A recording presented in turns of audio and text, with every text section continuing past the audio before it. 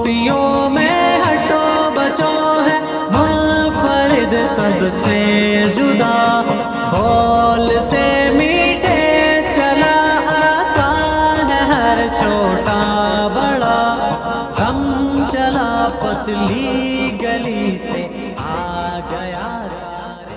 اللہ اکبر۔ رواں ہفتے ایک معروف اداکارہ عائشہ خان کے انتقال کی خبر بہت مشہور ہوئی۔ مرحومہ اداکارہ کی عمر 77 سال بتائی جا رہی ہے۔ ان کے انتقال کا علم تقریباً 7 روز بعد ڈیڈ باڈی کی اسمیل سے ہوا، بدبو سے ہوا۔ گلیمر کی دنیا کی چکا چوند میں زندگی گزارنے کے بعد بڑھاپے میں کئی بیماریوں اور ٹانگ میں فریکچر جیسی تکلیف تنہائی میں گزار کر گھر میں بغیر بچوں اور رشتہ داروں کے تنہائی میں انتقال کر گئیں۔ اب پاکستان میں اولڈ ایج ہومز کا بڑھتا ہوا رجحان اور یہ خطرناک بڑھاپا اور زندگی کا اختتام کس کلچر کو فالو کرنے سے آ رہا ہے؟ اکثر اولادیں والدین کو چھوڑ کر باہر ملکوں میں کمانے کی خاطر نکل جاتی ہیں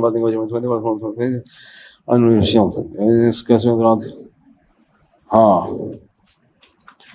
دیکھو، وہ کوئی اداکارہ تھی نا عائشہ خان، میں نے ان کے بارے میں جو نیوز پڑھی اس میں یہ بھی کہ اس نے زندگی میں اپنے بچوں کے نام اپنی جائیداد کر دی تھی، ساری پراپرٹی۔ جب سے کی ہے نا اس وقت سے بچے مارکیٹ سے شارٹ ہو گئے، اور وہ بیچاری بڑھاپے میں بلاتی تھی اور کہتی تھی کہ میں تنہا ہوں، میرے بچے مجھے نہیں پوچھتے۔ اللہ تعالیٰ جب انسان کی بصیرت کی آنکھیں اندھی کر لینا، اسے دنیا میں کوئی ہدایت نہیں دے سکتا۔ میں چیخ رہا ہوں، بار بار کہہ رہا ہوں، یورپ امریکہ سے مغربی دنیا کے اخلاق سے متاثر مت ہو۔ رنگ رلیوں پہ زمانے کی نہ جانا اے دل، یہ خزاں ہیں جو بانداز بہار آئی ہے۔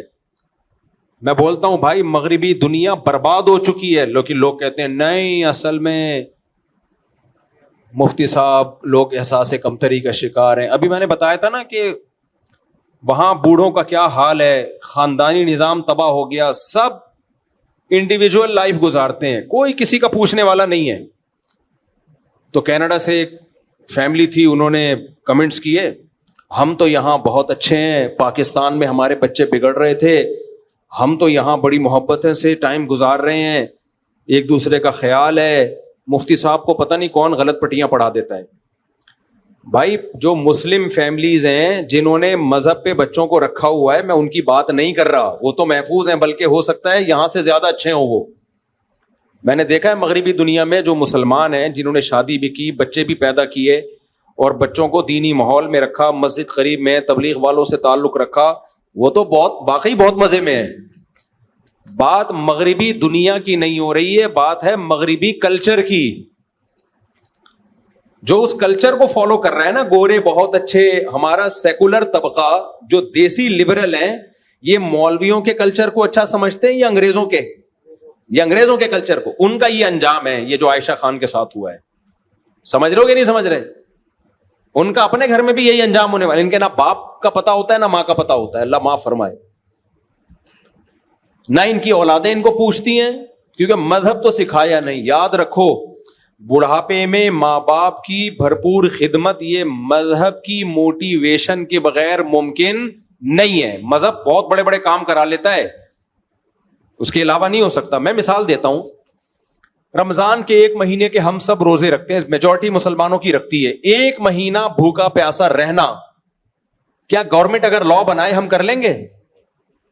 کلچر کی بیس پہ کر لیں گے؟ کسی سوسائٹی میں کلچر ہے جی 1 مہینہ بھوکا پیاسا رہنے کا، کلچر کو انسان اتنا باپ نہیں بناتا، صحیح ہے نا؟ 1 مہینہ بھوکا پیاسا رہنا، یہ اللہ کو لے کر آئیں گے نا اپنی سوسائٹی میں، اور اللہ کہے گا 1 مہینہ روزے رکھو، انسان جان بھی دے دیتا ہے، روزہ تو دور کی بات۔ جو لوگ اپنے دین کی خاطر جان دے دیتے ہیں، یہ مذہب کی موٹیویشن ہے۔ تو بوڑھے ماں باپ کو رکھنا، سنبھالنا، ان کی کڑوی کسیلی برداشت کرنا، ان کو ٹائم دینا کہ ان کو رینٹ پہ بندہ نہ بلانا پڑے، ہم ہیں، ہم آپ کو پوچھیں گے، عید آپ کے گھر ہوگی، بقرعید آپ کے گھر ہوگی، آپ کی بیماری کا خرچہ میرے ذمے، پراپرٹی بیچ کے آپ کا علاج کروں گا، سب سے پہلے آپ، باقی سب بعد میں۔ یہ مذہب کی اور اللہ کی موٹیویشن کے بغیر, اللہ کو اپنے گھر میں, سوسائٹی میں ان کیے بغیر یہ ممکن نہیں ہے. کچھ بھی کر لو. گورے نے اللہ کو نکالا مارکیٹ سے, اپنی سوسائٹی سے, نتیجہ کیا نکلا؟ ویسے اخلاق دیکھو, thank you, nice to meet you, صبح شام. ہمیں کہتے ہیں کم بخت بد اخلاق ہوتے ہیں, بدتمیز ہوتے ہیں. تو چند اخلاق تو آ گئے ظاہری طور پر. حشر کیا ہوا ہے سوسائٹی کا یار, ماں تک کو نہیں پوچھتے. اچھا یہ بات بھی بہت لوگوں کو بری لگتی ہے, نہیں ہم نے تو یہاں انگریز کو دیکھا ہے اپنی ماں کی بڑی کیئر کرتا ہے. بھائی صاحب وہ کیئر میں اور ہماری کیئر میں زمین آسمان کا فرق ہے. یہ ایسا ہی ہے جیسے انگریز اپنی بیوی کی بڑی کیئر کرتے ہیں. کتنا کرتے ہیں, لڑتے نہیں ہیں, تھپڑ نہیں مارتے. یہ کیئر تو آج آپ کی بیوی آدھا بل دے گیس کا, آدھا خرچہ سارا خود اٹھائے. وہ کیا خیال ہے؟ میری گھر والے, اگر میرے 4 گھر والے مجھے کہہ دیں کہ آپ کا اتنا خرچہ, مجھے کتنا خرچہ ہو رہا ہے, کبھی چھاؤں میں آؤ بتاؤں گا, اور چندے کے پیسوں سے نہیں کر رہا میں, یہ بتا دوں میں 1 روپے چندے کا دائیں ہے, اپنا ہے سارا. لوگ کہتے ہیں سورس آف انکم کیا ہے, کہ وہ بھی کبھی چھاؤں میں آؤ بتا دوں گا. حلال ہے, بزنس ہے, کاروبار ہے. تو اب مولویوں کو, لوگوں کو کھاتے ہوئے پیتے ہی اچھے نہیں لگتے, تو پھر تو تمہارا مسئلہ ہے نا, پھر تو وہی کیڑوں والا لطیفہ فٹ ہوگا تمہارے اوپر. تو اب اگر میرے گھر والے مجھے کہیں نا, میرے 4 گھر والے, اللہ ان کو یہ کہنے کی توفیق عطا فرمائے کہ ایسا ہے کہ آپ کا خرچہ بہت ہو رہا ہے, آپ کا اپنے لیے تو کچھ بچتا ہی نہیں ہے, وہی جو ریوو تھی کتنے سال سے لے کے گھوم رہا ہوں, وہی لے کے گھوم رہے ہو. 19.25 کی رپورٹ تھی, اب الحمدللہ 19 ہو گئے. ان کا اسکول, گیس, ان کے بیماریاں, گیس سے مراد پیٹ کی گیس بھی کسی کو ہوگی تو اس کا بل بھی ہم بھرتے ہیں, یعنی بچہ اگر بیمار ہوگا تو ایکچولی ایسا ہے کہ ہمیں پتہ چلا آپ کا خرچہ بہت ہو رہا ہے, تو آدھا اب ہم کریں گے, آدھا آپ. میرے تو اخلاق ہی اخلاق ہوں گے اس دن کے بعد. میں گھر میں جاؤں گا, nice to meet you, nice to meet. تو یہ فری پھوکٹ کے اخلاق تو ہیں, وہ تو بہت اچھا ہے, گورے میں ہوتے ہیں. تو یہ والے اخلاق لوگ کہتے ہیں گورا اپنی بیوی کے ساتھ بہت اچھا ہوتا ہے, تو ہوگا نا اچھا, اس کو کیا, اس سے اس کی رسپانسبلٹی کیا ہے؟ کوئی دھیلے کی ذمہ داری اس کے کندھوں پہ نہیں ہے, تو اچھا ہی ہوگا. اور کیا ہوگا؟ عورت بھی اپنے شوہر سے اچھی ہوگی, کیونکہ تھیلے کی کوئی رسپانسبلٹی عورت پر شوہر کی ہے ہی نہیں. بوائے فرینڈ بنانے تک جب پابندی نہیں ہے تو ایسا ہسبینڈ تو سب کو پسند ہوگا میرے بھائی. نہیں آئی. آپ گورے کی بیوی ہو, فرض کرو آپ کا ہسبینڈ آگے, کوئی بھی نیلسن یا مائیکل ملنے کے لیے آ گیا, آپ کے ہسبینڈ کچھ کہہ ہی نہیں سکتا آپ کو. تھوڑا سا اس کو فیل تو ہوگا کہ یہ غلط ہو رہا ہے, لیکن کچھ بھی نہیں کر سکتا, نہ تھپڑ مار سکتا ہے, نہ گالی دے سکتا ہے, کیونکہ اس نے یونیورسٹیوں میں پڑھا ہے, نفسیاتی ڈاکٹروں نے بھی ان کو بتایا ہوا ہے, سائیکولوجسٹ نے بتایا ہوا ہے کہ انسان اپنے اخلاق سے پہچانا جاتا ہے. تیز آواز سے بات کرنا, جذباتی ہونا, رگے پھولنا, یہ پاکستانی جیسے جو غریب ملکوں کے لوگ ہیں جو بنیاد مرصوص پہ بس خوش ہو گئے, وہ باقی تو کچھ ہے نہیں ان کے پاس, اسی پہ ان کی اسٹیبلشمنٹ ان کو مطمئن کر دیا, چپ کر کے بیٹھے رہو آرام سے, بس اتنا کافی ہے فی الحال. تو یہ غریبوں کا کام ہے. تو انگریز کیا کرتا ہے, وہ اس کو پتا چل جائے بیگم نیلسن کے ساتھ گھوم رہی ہے, صحیح ہے, تو نہ وہ ڈانٹ سکتا ہے نہ وہ مار سکتا ہے, کیس ہو جاتا ہے. تو بیگم تو پھر اچھی ہوگی میرے بھائی. تو بات ہوتی ہے کہ جہاں رسپانسبلٹی ہو, ذمہ داریاں, ہم ذمہ داریاں اٹھاتے ہیں. تو یہ اسلام کی وجہ سے ہماری ایک سوسائٹی. ایک اور واقعہ سناتا ہوں, اس سے انشاءاللہ اچھی طرح سمجھ میں آ جائے گا میں کیا کہنا چاہ رہا ہوں. کل کی بات ہے, مجھے ایک سسٹم خریدنا تھا, میں صدر گیا اپنے دوستوں کے ساتھ, کمپیوٹر خریدنا تھا. میں گیا صدر مارکیٹ میں, ایک ایل ای ڈی لینی تھی. جن سے میں نے ایل ای ڈی لی, میں ان کے پاس آ کے بیٹھ گیا. کل کا واقعہ, یہ پرانا نہیں ہے. وہ کھا رہے تھے انڈا چھولا اور روٹی. خدا کی قسم بہت دل چاہ رہا تھا کہ مجھے بھی پوچھیں, لیکن میں نے عزت پہلے, کیونکہ وہ انڈا چھولا, اور ان کو پتا یہ بھی تھا میرے ساتھ, میں ان سے بار بار کہہ رہا تھا یہ پوچھ نہیں رہے یار. ان کو لگ رہا تھا ہم مفتی صاحب کو چھولے اور انڈے اور یہ روٹی کھلائیں, یہ مفتی صاحب کی انسلٹ ہے.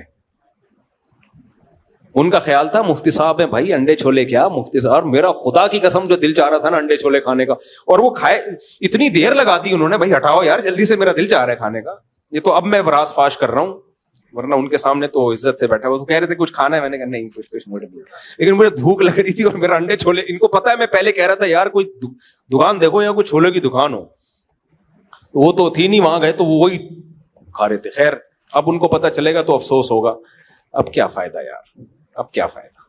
خیر تو اب گھنٹہ مجھے لگا کہ یار یہ ختم ہی نہیں کر رہے. میں ساتھ میں بیٹھا ہوا ہوں, چائے کا پوچھ رہے ہیں, یا تو پوچھیں یا کھا کے ختم کریں. اب وہ اتنی دیر ہو گئی تو میں نے کہا آپ ماشاءاللہ, پھر میں نے ویسے ہی پوچھا, میں نے کہا انکل ماشاءاللہ آپ 1 گھنٹے سے میں دیکھ رہا ہوں آپ انڈے چھولے کھا رہے ہیں, بہت اسپیڈ سلو ہے آپ کی کھانے میں. میرا خیال تھا آپ پوچھیں گے, لیکن خیر مذاق کر رہا ہوں, وہ دکان والے کہیں سیریس نہ ہو جائیں.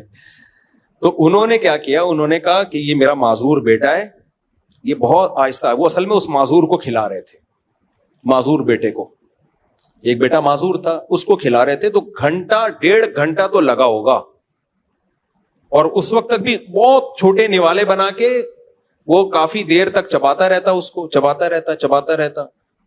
پھر وہ نکلتا, معذور تھا بیچارہ ذہنی. اچھا, دکان میں جو ان کے دوسرے بھائی تھے وہ مجھے کہنے لگے مفتی صاحب یہ ہمارا اکلوتا معذور بھائی ہے, اب سب ماشاءاللہ بھائی ہیں, یہ ایک معذور ہے تو ہم اس کو بھی دکان پہ اپنے ساتھ لے آتے ہیں, اس کو ہم ہر وقت اپنے ساتھ رکھتے ہیں. باپ خدمت کر رہا ہے بیٹے کی, 1 گھنٹے سے اس کو نوالے بنا کے کھلا رہا ہے. بھائی اس معذور بھائی کو ساتھ رکھ رہے ہیں کہ تھوڑا لوگوں میں بیٹھے گا, ہو سکتا ہے کچھ دماغی لیول اس کا ٹھیک ہو جائے. میں نے ان سے اسی وقت کہا, میں نے کہا خدا کی قسم یہ ظرف انگریز کے پاس بولو نہیں ہے, حالانکہ یہ کوئی بہت مذہبی گھرانہ بھی نہیں ہے. میں نے کہا میں نے باہر ملکوں میں بھی سفر کیا, وہاں معذور کے ساتھ پتہ ہے کیا ہوتا ہے, گورنمنٹ بہت اچھا سلوک کرتی ہے. جیسے ہی آپ کا بھائی بہن کوئی معذور ہے آپ گورنمنٹ سے رابطہ کرتے ہیں, بھائی کوئی انتظام کرو, وہ کوئی ملازم رکھتے ہیں. وہ اسی لیے رکھتے ہیں, ان کو پتا ہوتا ہے کہ یہاں مسلمان ہوں, خاندانی لوگ ہوں, وہ ایک الگ بات ہے. نارملی کوئی نہیں یہ پھٹیک پالتا. بھائی اولڈ ہاؤس میں جمع کراؤ, معذور خانے میں جمع کراؤ, یہاں ہی رکھنا ہے تو گورنمنٹ سے بندہ لو. گورنمنٹ کا بندہ پھر وہ بڑی ایکوریسی سے کام, اس کو تنخواہ ملتی ہے, 12 گھنٹے میں شفٹیں چینج ہوتی ہیں. یہ کیوں ہے وہاں کی گورنمنٹ اتنی اچھی؟ ضرورت ایجاد کی ماں ہے, ان کو پتا ہے کہ گورنمنٹ ان معذوروں کا خیال نہیں کرے گی, ان کا اتنا ظرف نہیں ہے کہ یہ معذوروں کا خیال کریں. ایک تو بہن بھائیوں کی تعداد بہت تھوڑی ہوتی ہے, یہاں تو 4-5 بھائی اور ابا مل کے پال رہے ہیں ایک معذور کو. ایک ہی بھائی ہوگا تو وہ تو ساری رسپانسبلٹی اس کی ہوگی, کھلائے گا بھی وہ, دکان بھی وہی چلائے گا. تو فیملی بھی ہمارے یہاں بڑی ہوتی ہے, مل کے پال لیتی ہے, جذبہ بھی ہے کھلانے پلانے کا. لوگ کہتے ہیں یہ ٹیکس چور ہیں پاکستانی, اور باہر ملکوں میں انگریز ٹیکس ٹائم پہ دیتا ہے. بھائی ہم ٹیکس چور اس وجہ سے نہیں ہے کہ ہم لالچی ہیں. اگر ہم لالچی ہوتے بقرعید پہ کروڑوں اربوں روپے کی قربانیاں نہ کر رہے ہوتے, کروڑوں اربوں روپے کی زکاتیں نہ نکال رہے ہوتے, حالانکہ وہاں تو کوئی پنشمنٹ بھی نہیں ہے. آپ اگر زکات نہ دو کوئی پوچھنے والا ہے آپ سے؟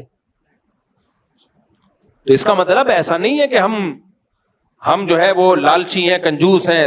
غلط کرتے ہیں ٹیکس نہ دے کے, برا کرتے ہیں, دینا چاہیے ٹیکس, لیکن اس نہ دینے کی وجہ کوئی اور ہے, کنجوسی نہیں ہے. کنجوس ہوتے تو اپنے ماں باپ کو نہ کھلاتے, ایک آدمی بیوی بچوں کا خرچہ نہ اٹھاتا. ایک بھائیوں کو میں دیکھتا ہوں, بہنوں کو بھی خرچہ اٹھا رہا ہے, ماں باپ کا بھی خرچہ اٹھا رہا ہے, کما کے بھیج رہا ہے, آدھا ہو گیا وہ. یہ کنجوس لوگ تھوڑی ایسا کرتے ہیں. تو اب آپ کو سمجھ میں آیا کہ مذہب ہے نا سوسائٹی میں تو معذور کو پال رہے ہیں. میں نے ان کے والد کو اور حوصلہ دلایا, میں نے کہا یہ آپ کی جنت ہے, یہ بیٹا کیا ہے آپ کی جنت ہے, کیونکہ اس کو صرف اللہ کے لیے پال رہے ہو, باقیوں سے تو امیدیں کما کے دیں گے. یہ کس کے لیے بھائی؟ اللہ کے لیے, آزمائش ہے. تو اس لیے یہ تو جنت ہے آپ کی. کتنی میں نے ہمت ہوئی یار, 1-1.5 گھنٹے سے لکمے بنا, ہم تھک جائے آدمی بھائی. تو یہی خدمت ماں باپ کی بھی لوگ کر رہے ہوتے ہیں, بوڑھی ماں کی بھی کر رہے ہوتے ہیں. تو مولویوں کو برا بھلا کہتے رہتے ہیں سیکولر لوگ, تو ان کا اپنا بڑھاپا کیا ہوتا ہے. اور یہ جو سیلیبریٹیز ہیں نا, جو فنکار, اداکار, گلوکار, ان سے تو عبرت حاصل کرو میرے بھائی, پناہ ماں. ان کی چمک دھمک آپ کو تھوڑی دیر کے لیے ٹی وی پہ نظر آتی ہے, بس اسٹیج پہ جب ایوارڈ دینے کے لیے بلایا جاتا ہے, ورنہ ان کی حقیقی زندگی میں سکون نہیں ہے. اور جو فنکار اداکار ہوتے ہیں ان کو تو آگے بڑھاپا نظر آ رہا ہوتا ہے. ان کی عزت ہے فٹنس کی بیس پہ, خوبصورتی ختم, عزت ختم. ہاں ایوارڈ میں کوئی بلایا جائے ایوارڈ دینے کے لیے کہ آپ نے بڑی اچھی, تھوڑی دیر کی ہوتی ہے عزت, ورنہ جو اس فیلڈ کے لوگ ہیں نا, ہمارا ان سے بھی ریلیشن ہے, وہ بتاتے ہیں کہ اس فیلڈ کا بڑھاپا بہت خطرناک, ترستے ہیں عزت کو. تو یہ جو اس فنکارہ کے ساتھ ہوا, مسلمان تھی, اللہ مغفرت کرے, ان کی اولاد کو اللہ ہدایت دے, لیکن یہی وہ عیب ہے اور یہی وہ کلچر ہے جو ہم باہر کی دنیا سے لے رہے ہیں. دیکھو آخری بات, بس 2 جملوں میں اپنی بات کو ختم کرتا ہوں. لوگ مجھے کہتے ہیں مفتی صاحب شادیوں پہ بہت بیان کرتے ہیں, شادیوں پہ بہت, ہر تھوڑی دیر میں شادی پہ آ جاتے ہیں, بچے پیدا کرو, کوئی اور کام نہیں ہے آپ کا. دیکھو علامہ ابن تیمیہ رحمہ اللہ کا قول ہے کہ اگر تمہیں سمجھ میں نہ آ رہا ہو نا تمہارا سب سے بڑا دشمن کون ہے, تو اپنے دشمن کے تیروں کا تمہارا سب سے بڑا دوست کون ہے, تو اپنے دشمن کے تیروں کا رخ دیکھ لو کس کی طرف ہے. تمہارا دشمن کا جو سب سے بڑا دشمن ہے وہی تمہارا سب سے بڑا دوست ہے. اسی طرح یاد رکھو کہ دشمن کی انویسٹمنٹ کس چیز پہ سب سے زیادہ ہو رہی ہے. آپ کو معلوم ہے مغربی دنیا کیا ہماری نماز روزے سے ناخوش ہے؟ بولو. کبھی آپ نے دیکھا کہ جو اسلام دشمن عناصر ہیں کبھی حج کے خلاف انہوں نے آواز اٹھائی ہو کہ حج بین ہونا چاہیے؟ کبھی سنا آپ نے کہ اربوں روپے خرچ کر رہے ہو یار یہ حج کا سیٹ اپ ختم کرو؟ نہ. کبھی آپ نے سنا کہ یار یہ جو مسجدیں پھیلتی چلی جا رہی ہیں بند ہونی چاہیے؟ کبھی سنا؟ یورپ امریکہ میں جتنی چاہیں مسجدیں بنا لیں آپ, لیگل وے میں چلیں, کوئی پابندی نہیں ہے. تراویاں پڑھیں عشاء کے بعد سے لے کے فجر تک پڑھیں, کوئی پابندی نہیں ہے, اور نہ اس کو روکنے پہ وہ پیسہ خرچ کر رہے ہیں. میں سمجھا پا رہا ہوں اپنی بات؟ پتہ ہے 2 چیزوں پہ پیسہ خرچ ہو رہا ہے صرف. اسلام کے خلاف نہیں ہے وہ لوگ, اسلام کی 2 چیزوں کے خلاف ہیں, اسلام کے خلاف نہیں ہے. اور یہ 2 چیزیں اگر ان کو اسلام کے علاوہ کہیں اور نظر آئیں تو اس کے بھی خلاف ہیں. پھر وہ اگر یہ ہندو میں ہوں گی وہ اس کے بھی خلاف ہوں گے. 2 چیزوں کے خلاف ہے. نمبر 1 وہ کہتے ہیں یہ جو بینکاری ہے نا سودی ہونی چاہیے. اسلام کا جو انویسٹمنٹ کا اور انکم کا جو سسٹم ہے نا یہ اسلام کا نہیں ہونا چاہیے, کیونکہ اسلام نے سود پہ پابندی لگائی, اس سے دولت چند ہاتھوں میں مرتکز ہوتی ہے. حضرت مفتی تقی عثمانی صاحب پر جو امریکہ میں پابندی لگی ہے وہ پتہ ہے کس بیس پہ لگی ہے؟ اسلامک بینکنگ کی بیس پہ. یہودیوں نے بولا کہ یہ اسلامک بینکنگ کو پروموٹ کر رہے ہیں, اس سے ہماری دکان بیٹھ جائے گی. اور مجھے افسوس ہوتا ہے جب میں مفتی تقی عثمانی صاحب کے خلاف کلپ دیکھتا ہوں نا کہ معاذ اللہ سود خور ہیں یہ, انہوں نے سود پہ حلال کا لیبل لگا کے کھا گئے. یہودی سے جا کے پوچھو مفتی تقی صاحب نے یہودیوں کو کتنا نقصان پہنچایا ہے. انہوں نے مفتی تقی صاحب کو امریکہ میں بین کروا دیا, پوری کتاب چھپی ہے انگلش میں یہودیوں کی مفتی تقی عثمانی صاحب کے خلاف. اس بیس پہ پابندی لگی ہے اور ہمارے لوگ انہی کے خلاف بول رہے ہیں. تو دوسری چیز جس پہ اس سے بھی زیادہ پیسہ خرچ ہوتا ہے, پہلا وہ چاہتے ہیں اکنامکلی, جو اکنامکس ہے نا, جو معیشت ہے وہ ان کے اصولوں پہ چلے, وہ اسلامی اصولوں پہ نہیں, کیونکہ اسلامی اصولوں پہ چلے گی دولت کی تقسیم منصفانہ ہو جائے گی. ایک مثال دیتا ہوں میں. اسلام کہتا ہے آپ نے 1 کروڑ روپے انویسٹ کیے, اسے جو پروفٹ ہوگا پرسنٹیج کے حساب سے تقسیم ہوگا, اور نقصان ہوا تو انویسٹر کا نقصان ہوگا. یہی ہے کہ نہیں ہے؟ یار مجھے بتاؤ نا, میں نے 100 بکرے خرید کے ایک غریب کو دے دیے, پیسہ لگایا کہ یہ بیچ مارکیٹ میں, وہ بکرے مر گئے, نقصان کس کا ہے؟ میرا. اس کا کوئی نقصان نہیں ہے, اس کی محنت ضائع ہو گئی, بس یہ نقصان ہے. یہ منصفانہ تقسیم ہے کہ بیچارے کے پاس پہلے ہی پیسہ نہیں تھا, لاس بھی اس پہ ڈال دو, اس کا تو دیوالیہ ہو گیا. اب یہ اگر اسلامی طریقے سے ہو تو مزاربت کی بیس پہ ہوگا. بھائی میرا پیسہ ہے, محنت تیری ہے, پروفٹ پرسنٹیج کے, جتنا پروفٹ ہوگا تیری پرسنٹیج بھی بڑھے گی اس میں. اب ہو کیا رہا ہے, میں اگر سود کی بیس پہ دوں تجھے بکرے خریدنے 1 کروڑ روپے, میں نے تجھے لون دیا. کیا دیا؟ قرضہ. یہ لون تو نے نفع کے ساتھ لوٹانا ہے.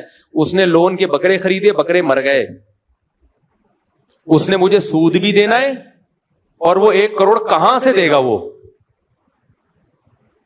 تو اس سے کیا نقصان ہوتا ہے سودی نظام سے؟ غریب کا بیڑا, یار غرق تو بول دو نا, اس میں کیا جا رہے ہیں آپ؟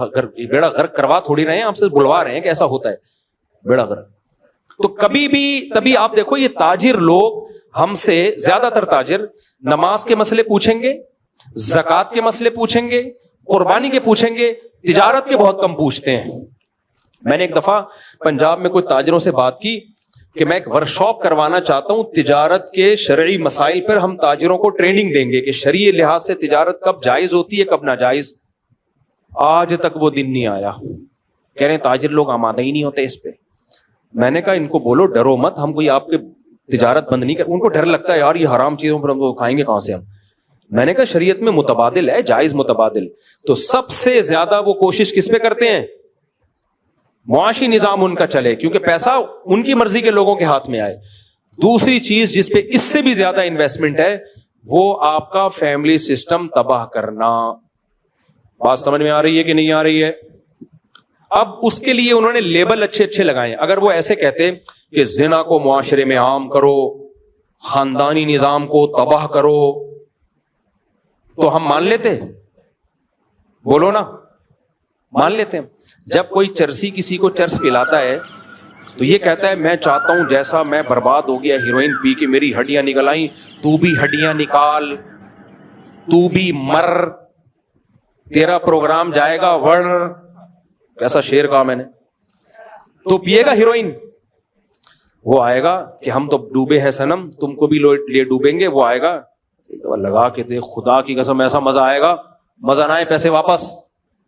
آپ اس کو بولے تیری تو ہڈیاں نکل گئیں. ابے یہ ہڈیاں نہیں ہے, لائف کو انجوائے کرنا اسی کو تو کہتے ہیں. اور تو اتنا نہ پینا کہ ہڈیاں نکل آئیں, تو وہ اچھے لیبل لگائے گا. تو اب مقصد تھا خاندانی نظام کو تباہ اور برباد, کیونکہ ہمارا مذہب اگر محفوظ ہے نا, ہم مسلمان ہیں بھائی, یہ سوسائٹی ہے نا, سوسائٹی سے نکلنا آسان تھوڑی ہوتا ہے. تو اس خول سے نکالا جائے, اس کے لیے انہوں نے مردوں سے زیادہ محنت کی عورت پہ. بے حیائی مردوں سے نہیں پھیلتی, مرد ہمیشہ سے ٹھرکی تھے, ٹھرکی ہیں, ٹھرکی رہیں گے, سوائے چند فیصد لوگوں کے. مرد کو جب عورت فری میں ملتی ہے, تہجد گزار ہوگا, نیک ہوگا, وہ جائے گا کہے گا توبہ کر لوں گا بعد میں, ایک دفعہ ٹھرک پوری کرو. اللہ ماشاءاللہ بہت کم لوگ یوسف علیہ السلام جیسے, اور جو 7 آدمی عرش کے سائے میں ہوں گے جن کو عورت دعوت دے اور وہ زنا سے بچ جائیں, ایسے لوگ مارکیٹ میں کیا ہوتے ہیں؟ شارٹ. عورت کی طبیعت میں اتنی ٹھڑک نہیں ہوتی, اس کی طبیعت میں حیا ہے. وہ چاہتی ہے بھائی میں اپنے شوہر کے حوالے اپنے آپ کو کروں گی, میرا شوہر ہو, میرے بچوں کا باپ ہو, مجھے خاندان ملے, مجھے سوسائٹی ملے, مجھے عزت ملے جیسے میری ماں کو ملی تھی, میری دادی کو ملی تھی. ایسے تھوڑی کوئی بھی آ جائے میرے پاس. تو انگریز نے سوچا کہ محنت مرد پہ نہیں کرنی, کس پہ کرنی ہے؟ عورت پہ.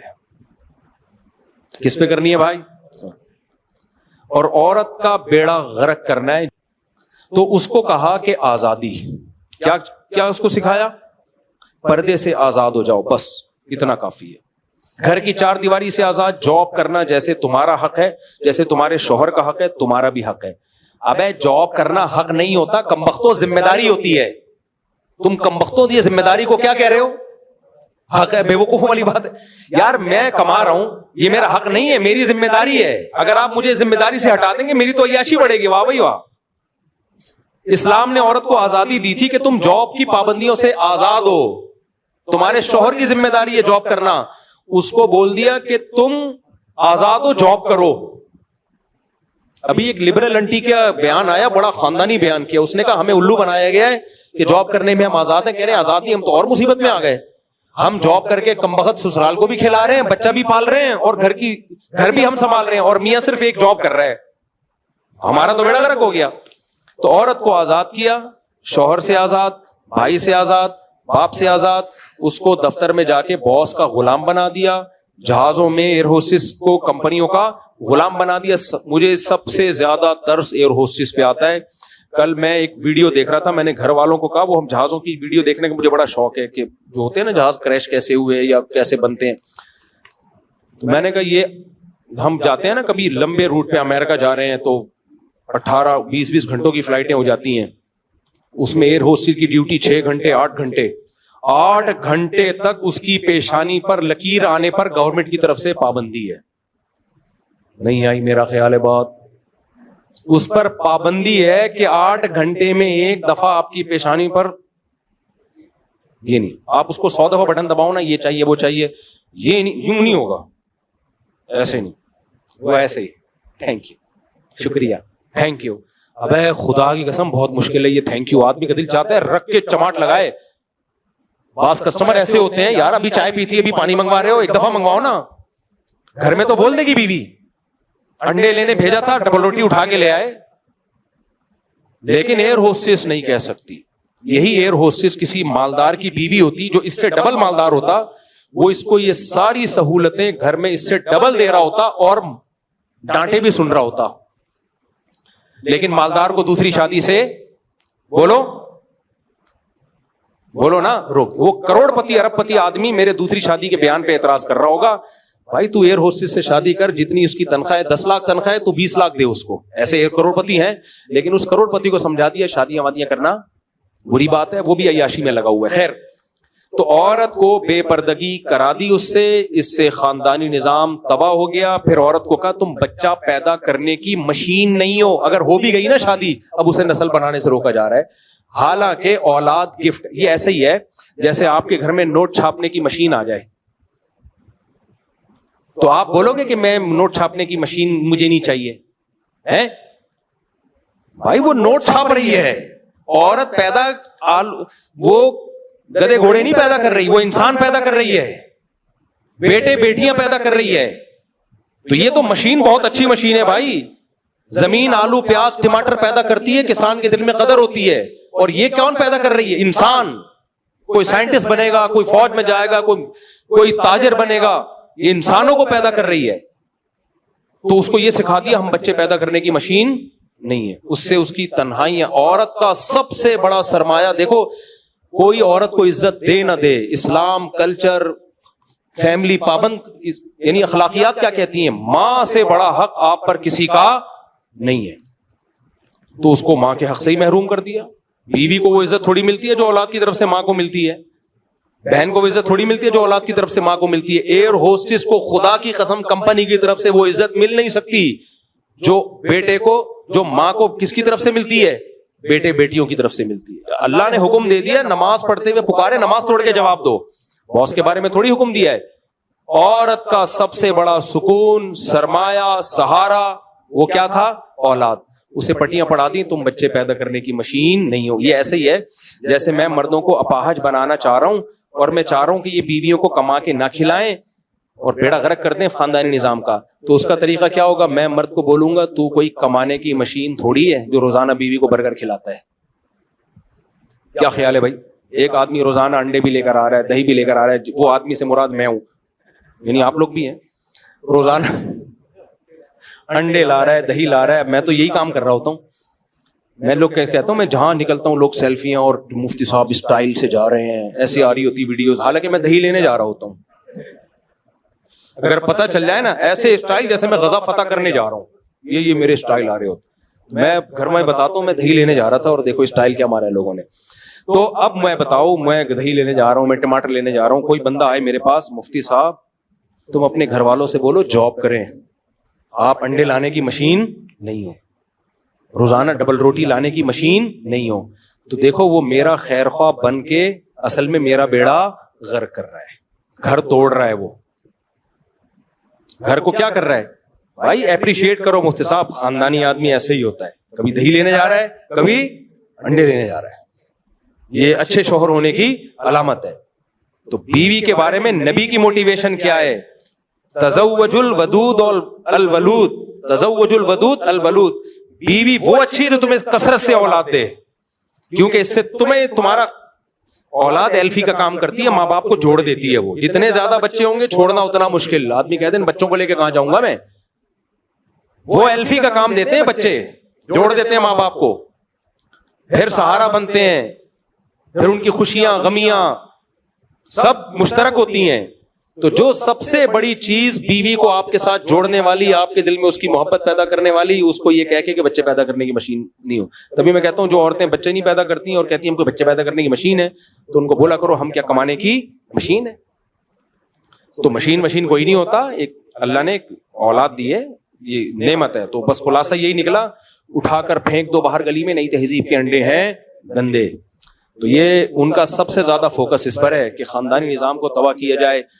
تبھی وہ کہتے ہیں شادی مت کرو, گرل فرینڈ بناؤ. نمبر 2 کرنا ہے تو دیر سے کرو, اور دیر سے بھی 1 کرو, اور بچے بھی 1 یا 2. میں بالکل اس کے الٹ چل رہا ہوں. جلدی کرو, شادیاں بھی زیادہ کرو, بچے بھی تباہ کے پیدا کرو, ایسی کی تیسی. چاہو تمہاری یہ جذبہ جب تک نہیں ہوگا مزہ نہیں آئے گا.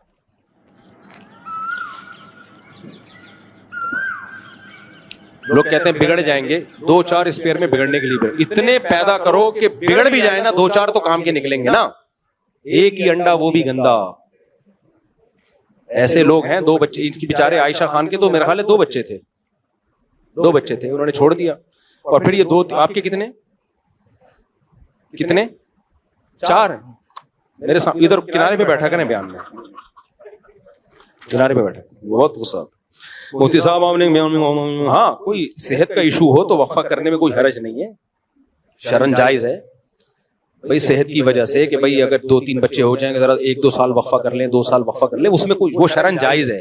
ہم وقفے کے خلاف نہیں ہیں, ہم اس وقفے کے خلاف ہیں نسل کم کرنے کے لیے ہو, یہ وقفہ بڑھانے کے لیے کہ صحت ٹھیک رہے گی تو چلتا رہے گا یہ سلسلہ.